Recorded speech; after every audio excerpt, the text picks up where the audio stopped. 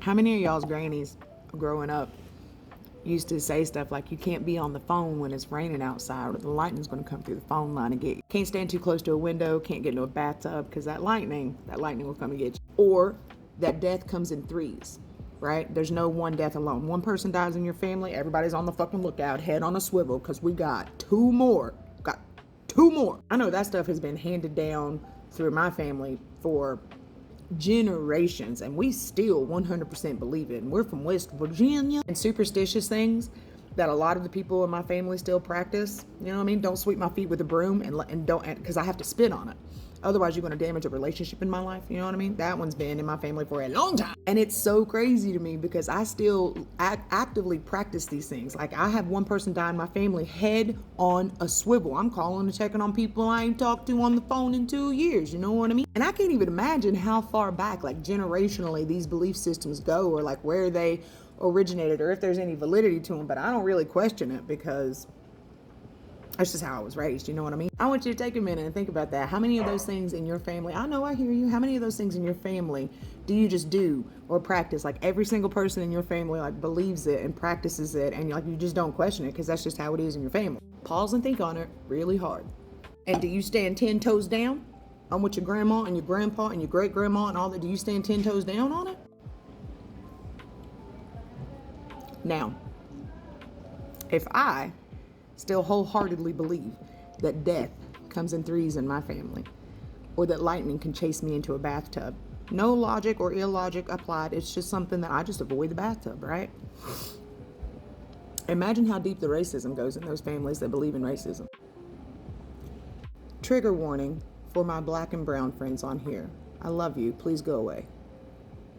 They used to put corks in the behinds of people who were ill, so ill that they couldn't keep their stool in their body. If they were blessed enough to have any food that could make a stool, right? They would cork them on the backside before they put them up for sale.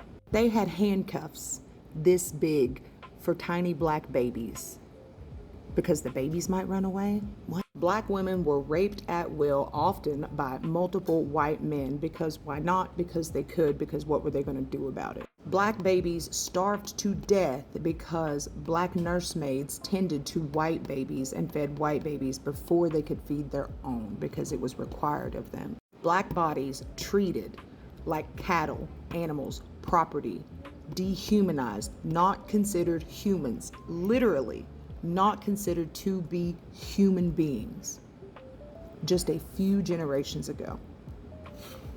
And if I'm here still avoiding the bathtub so that the lightning doesn't come in and get me, and if I'm still spitting on brooms as a whole ass 43-year-old woman in 2026 because that's what was passed down in my family and that's just what I believe and that's what I do, and if you got a problem with it, fuck you.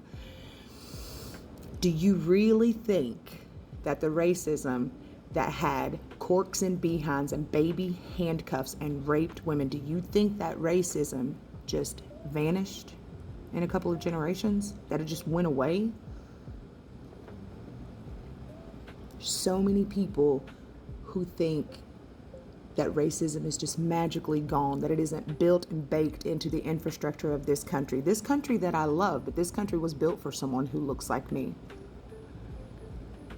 I love this country and I know this country can do better, but we can't do better until we actually identify all the shit that's wrong with it still. Not now, still.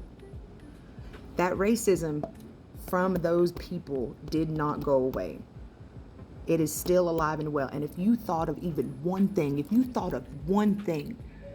that your family has passed down and you just kind of got a little chuckle of it, think about the power of hate and how heavy that carries through generations, because it was only a few generations ago. Okay, Ruby Bridges is still alive and well. Ruby Bridges has a TikTok account. Okay, if you're still here, you're the real MVP, and I love you. Just think about it. Stay out of the bathtub when it rains. It's just dangerous. Love you. Bye.